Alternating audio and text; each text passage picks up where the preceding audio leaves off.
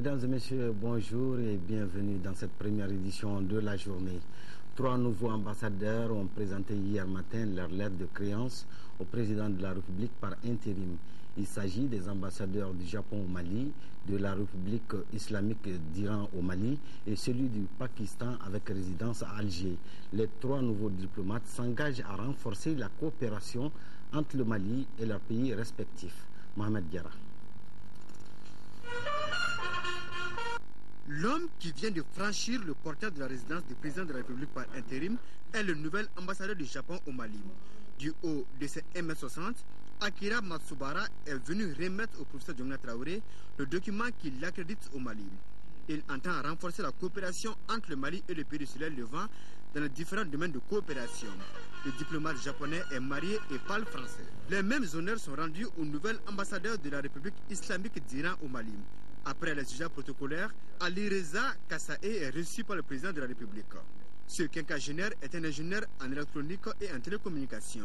Il est détenteur d'un doctorat en sciences politiques, ce qui devra lui permettre de donner du tonus à la coopération irano-malienne. Cela est d'autant plus nécessaire que le Mali et l'Iran sont 2 pays membres de l'OCI. Le diplomate se servira aussi de son expérience en communication pour établir le pont entre son pays et le nôtre.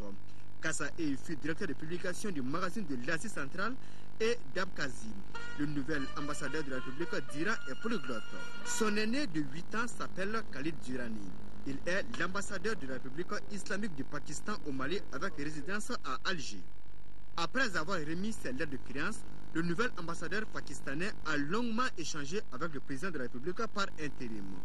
M. Durrani est un diplomate chevronné puisqu'il a occupé des fonctions diplomatiques au Pakistan et conduit des missions à l'étranger.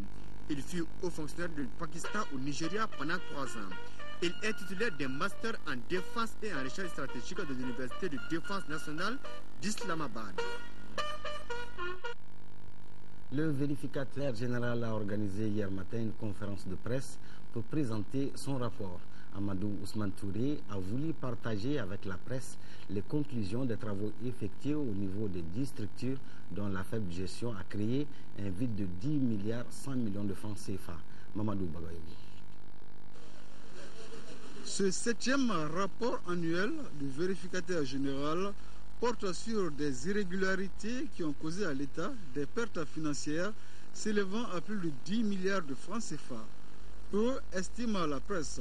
Le vérificateur général Amadou Ousmane Touré apporte des éclairages. Les structures que nous avons identifiées et sur lesquelles, sur 6 mois, il était possible pour nous de faire des vérifications, étaient des structures dont la gestion financière n'était pas assez forte. Au nombre de ces structures, les centres d'impôts, les domaines de Kati.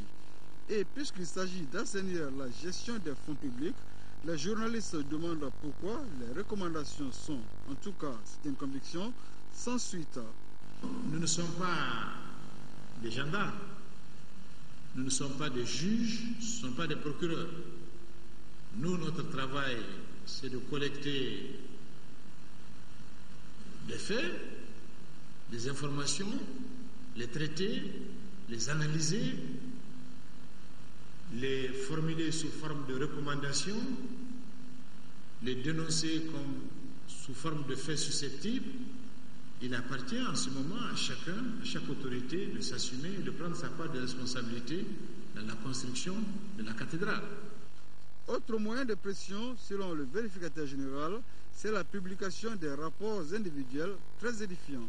Si cela n'est toujours pas encore un acquis, avec son professionnalisme, la presse, quant à elle, peut bousculer l'ordre des choses, insiste le vérificateur général. Sensibiliser les producteurs sur le terrain pour une bonne gestion de l'excédent céréalier, tel est le but de la mission que la Direction nationale de l'agriculture vient d'initier dans la région de Ségou en partenariat avec l'Assemblée permanente des chambres d'agriculture du Mali, le commissariat à la sécurité alimentaire et la coordination nationale des organisations paysannes. Reportage Seyni Diarra. Il s'agissait au cours de cette mission d'aller à la rencontre des producteurs de la région de Ségou pour leur expliquer les dispositions prises par le gouvernement en vue d'une bonne gestion de l'excédent céréalier. Cette visite vise également à sensibiliser les producteurs afin qu'ils évitent de brader les prix des céréales. Nous avons dit, quand il y a la production, tu enlèves la consommation familiale, le reliquat qui reste, tu payes tes crédits et ce reliquat prend soin de le garder jusqu'à ce que le prix des céréales monte. Maintenant, en dehors de ça, nous avons dit, partout où il y a les coopératives et les associations, nous leur demandons d'acheter la production auprès des producteurs à ces prix maintenant et au moment venu de le vendre, la coopérative gagne et les producteurs gagnent. Et comme je vous ai dit, nous avons demandé aux institutions de microfinance et les banques de les aider à financer leurs projets de commercialisation. Cette mission de la Direction nationale de l'agriculture devrait aussi s'assurer de l'existence des infrastructures de stockage des céréales et leur état d'approvisionnement. Bien que d'autres ont dit que la mission est venue un tout petit peu en retard, mais en réalité nous trouvons que cette mission a été salutaire. Cette première étape a concerné les zones de Nyono et de Massina. La mission se propose de véhiculer les mêmes messages dans les autres cercles de la région. Akai, lancement au CESCOM du CASO de la campagne de distribution des médicaments contre les maladies tropicales négligées, à savoir la bilharziose, les vers intestinaux, l'onchocercose et le trachome, entre autres. Du 30 novembre au 6 décembre, ces médicaments seront administrés gratuitement aux enfants âgés de plus de 5 ans et aux adultes dans la région. Les femmes enceintes ne sont pas concernées. Reportage Mamadi Alioubari. Former et sensibiliser la population sur les facteurs de transmission et de prévention des maladies tropicales négligées à travers les radios de proximité, appuyer les communautés dans la distribution et la gestion des médicaments, notifier les cas compliqués des maladies tropicales négligées, tels sont entre autres les objectifs de la campagne de traitement de masse qui vient d'être lancée ce week-end à Caille. L'État malien chaque année organise la MTN, maladie tropicale négligée, dans le but d'éliminer certaines maladies telles que le trachome, l'onchocercose et les maladies filariennes. Je demande à la population d'être très lucide, accepter les distributeurs de médicaments. Au Mali, une étude menée sur la prévalence des maladies tropicales négligées a permis de réaliser les cartographies de ces infections. Il a été constaté que sur 51 districts sanitaires endémiques, 41 ont arrêté le traitement de masse concernant le trachome, car le taux de prévalence de la maladie est inférieur au seuil d'endémicité de 10%. Dans la région de Caille, seul le district sanitaire de Baflabé a poursuivi le traitement avec l'azithromycine dans le cadre de la lutte contre le trachome du 6 au 10 août 2012. Cette campagne bénéficie de l'appui de l'ONG Ellen Keller International and Found qui mettent les moyens nécessaires à la disposition de notre pays pour poursuivre le programme d'éradication d'un nombre important de maladies trop négligées. Les travaux des États généraux de l'éducation dans le cercle de Nara ont eu lieu au siège du Conseil de cercle. C'est un forum qui invite tous les acteurs des 11 communes à réfléchir sur les défis de l'éducation du cercle de Nara afin de dégager des pistes de solutions. Ces assises ont été organisées par l'ONG Association de formation et d'appui au développement FAD en partenariat avec Diaconia. Au sortir de ces assises, plusieurs recommandations ont été formulées. Reportage Seydou Traoré. Ce forum thématique et local sur l'éducation se veut un cadre idéal de dialogue et d'échange entre tous les acteurs clés du système éducatif du cercle de Nara. Durant 48 heures, l'ONG Association de formation et d'appui au développement AFAD et son partenaire financier Diaconia ont donné l'opportunité à la centaine d'acteurs de réfléchir et identifier les forces et faiblesses du secteur de l'éducation dans les 11 communes du cercle de Nara. Les assises nous ont permis de faire l'état des lieux et surtout de se parler. Une seule structure ne peut pas résoudre le problème de l'éducation. C'est un problème très complexe qui nécessite vraiment beaucoup de synergie, beaucoup d'action. Il faut investir dans l'éducation parce que simplement, une base de ressources humaines éduquées est essentielle à la productivité économique, à la stabilité politique et au bien-être social d'un pays. Si nous ne changeons pas de comportement vis-à-vis de la gestion de notre école, il n'est pas sûr qu'on puisse prétendre au bien-être social et permettre à notre pays d'être parmi les nations qui comptent. La présentation de la situation éducative du cercle, les travaux de groupe et des discussions en plénière ont été sanctionnés par une batterie de recommandations. Il s'agit entre autres de la sensibilisation des parents pour une amélioration du taux de scolarisation et le maintien des filles à l'école, le renforcement de la collaboration entre les acteurs et la construction équipement des infrastructures adéquates. Il est important que de tels cadres de concertation puissent voir le jour à tous les niveaux afin que tous les acteurs soient au même niveau d'information et s'impliquent davantage pour l'atteinte des objectifs de l'éducation pour tous. Les travaux de ces États-Unis sur l'éducation dans le cercle de Nara ont pris fin par l'élaboration d'un plan d'action 2013 et la mise en place d'un comité de suivi et évaluation des recommandations. Le collectif des ressortissants du Nord à Koulikoro vient de recevoir des kits de dignité offerts par le Fonds des Nations Unies pour la population à travers la Direction régionale de la santé. C'est pour contribuer à l'amélioration des conditions de vie des déplacés du Nord. La remise a eu lieu à la Maison du Peuple de Koulikoro en présence des autorités, des membres de la Corène et les bénéficiaires. Un reportage de Koumba Sissé. C'est pour apporter son soutien aux déplacés du Nord à Koulikoro que le Fonds des Nations Unies pour le développement FENIAP a offert ces kits. Des kits qui viennent soulager les 20 femmes et 70 hommes parmi les déplacés des régions occupées à Koulikoro. Ces kits de dignité ont été remis par le FENIAP à travers les services techniques de la santé et du développement social. Ces kits sont de deux types. Il y a un kit dignité femme qui est composé essentiellement de brosse à dents, de foulard, de 3 pagnes FENIAP, d'autres petits objets pour les besoins élémentaires. Et le kit dignité homme est composé de turbans, de rasoirs et autres objets pour les hommes. S'agissant des bénéficiaires, ces kits constituent un ouf de soulagement. Il s'agit ici de contribuer au bien-être à travers ces outils d'assainissement et d'autres besoins personnels. C'est un sentiment de satisfaction parce que ça ne traduit qu'à la lettre, n'est-ce pas, les vertus qui est la solidarité et l'entraide. Je demande à tout le monde d'aller se recenser parce que si on n'est pas recensé, quel que soit ce qu'on va donner, vous n'aurez pas votre nom dans ce qu'on va donner. Surtout qu'en général, ce qu'on donne est peu par rapport au nombre. La cérémonie a été mise à profit par le Coran de Koulikoro pour faire le point des activités menées. Un cri de cœur des parents des déplacés a été porté à la connaissance de l'assistance. Il s'agit de la multiplication des lieux de loisirs pour des enfants déplacés. À Koutiala, la coordination régionale du groupe de suivi budgétaire a organisé un débat public sur le processus d'exécution et de suivi du budget 2013 de la commune urbaine. Ont pris part à ce débat les représentants des organisations de la société civile, les responsables de l'éducation et de la santé et les partenaires techniques et financiers. Reportage Untagadabili. Le débat public sur le processus d'exécution du budget 2013 des communes est la suite logique de l'atelier régional tenu en mars 2007 sur le contrôle citoyen des politiques de développement et de suivi des budgets.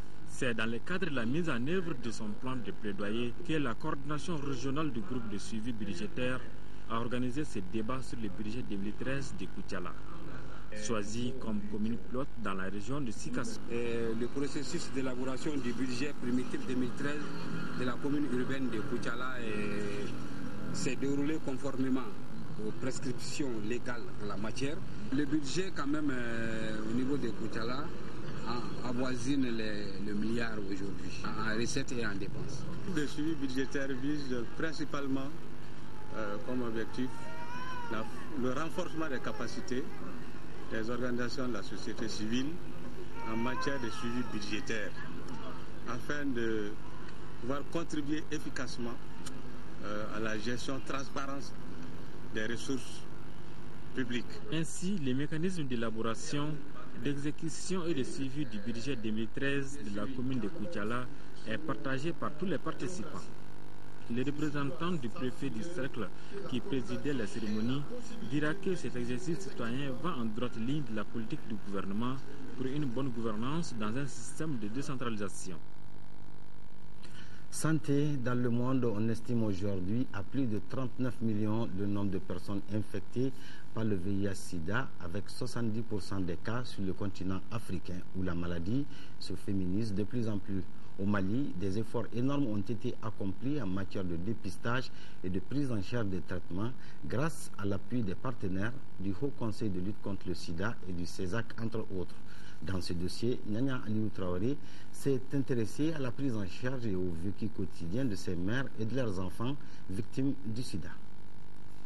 Mamadou, Aminata ou encore Djelika. Certains sont à peine âgés de 1 an. Ils sont tous victimes du mal du siècle. On ne vous montrera pas leurs images. Telle leur douleur est grande et ne laisse personne indifférente. On a à peu près dans le monde quelque chose comme 32 millions. 32 à 33 millions comme ça. En Afrique, on a à peu près 25 millions.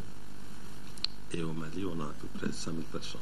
La grande majorité des 100 000 personnes au Mali sont des jeunes groupes à risque, les professionnels du sexe, les routiers, les transporteurs, les vendeuses ambulantes, les jeunes filles qui viennent des campagnes pour travailler et la population de tous les jours ambulante. Cette dame qu'on nommera Adam est atteinte du virus du sida depuis plusieurs années.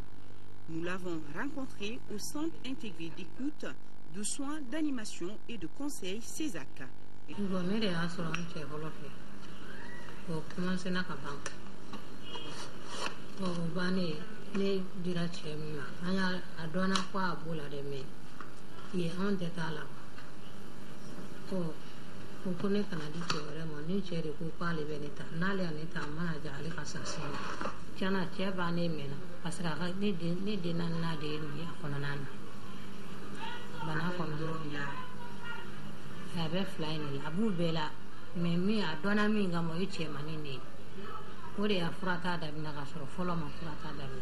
La contamination mère-enfant peut avoir lieu à différents moments. En premier lieu, elle peut arriver de façon précoce, c'est-à-dire fœtale, une hétéro-infection. Secondo, au moment de l'accouchement. Et tertio, l'infection tardive, par l'allaitement dans les premiers mois de la vie. Au Mali, la forme la plus fréquente est la phase de l'allaitement. À un moment donné, il faut sévrer l'enfant. Donc la belle famille n'étant pas au courant de l'infection, ça devient difficile pour elles. Donc elles sont obligées de donner à téter à l'enfant jusqu'à ce que l'enfant soit infecté lui aussi. Aujourd'hui, c'est vrai, beaucoup de dispositions sont prises pour que nous puissions réduire au maximum le risque de transmission du VIH de la mère à l'enfant. Cela commence par des entretiens que nous effectuons avec les femmes enceintes. Être infectée par le VIH en tant que femme ne prédispose pas obligatoirement l'enfant au VIH. Sans le dépistage, on ne peut pas lutter contre la transmission du VIH de la mère à l'enfant. Par rapport aux autorités, il faut qu'on prenne des mesures. Maintenant, il faut que d'ailleurs qu'on passe le cadre de consentement par rapport au dépistage du VIH. Il faut que ça soit systématique, comme tous les bilans et les périnataux. Adam ne vit pas à Bamako. Pour se rendre au CESAC, elle doit multiplier de petits boulots.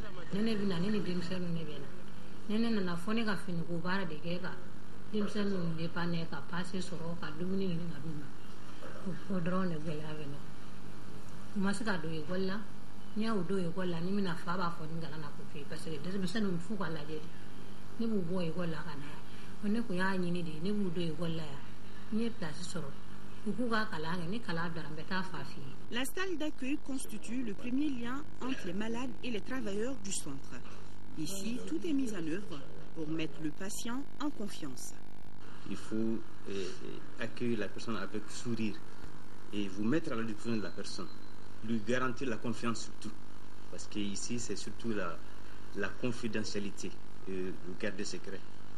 Donc quand la personne vient ici, on lui montre qu'il peut se confier à nous. Grâce à l'appui des partenaires techniques et l'accompagnement du gouvernement malien, les personnes infectées du virus du sida bénéficient des soins quasi gratuits depuis 2004. L'accès aux médicaments antirétroviraux ARV est permis à toutes les personnes vivant avec le VIH-Sida au Mali. Les malades du sida, les personnes qui s'occupent de leur prise en charge, les médecins, tout ce beau monde garde l'espoir, mais reconnaît que beaucoup reste à faire. Nous avons une dépense de l'ordre de 16 milliards de médicaments et de choses d'intervention à faire par année. C'est beaucoup. Et sur ces 16 milliards, il y a 82% sont pris en charge par l'extérieur. Vous imaginez Et donc, nous avons un traitement très dépendant de l'extérieur. C'est la fin de cette édition. Merci de l'avoir suivi. Prochain rendez-vous d'info, 20h avec Aïsta Ibrahima Mega. Une pensée profonde pour nos compatriotes du Nord. Excellente journée en compagnie des programmes de l'ERTN.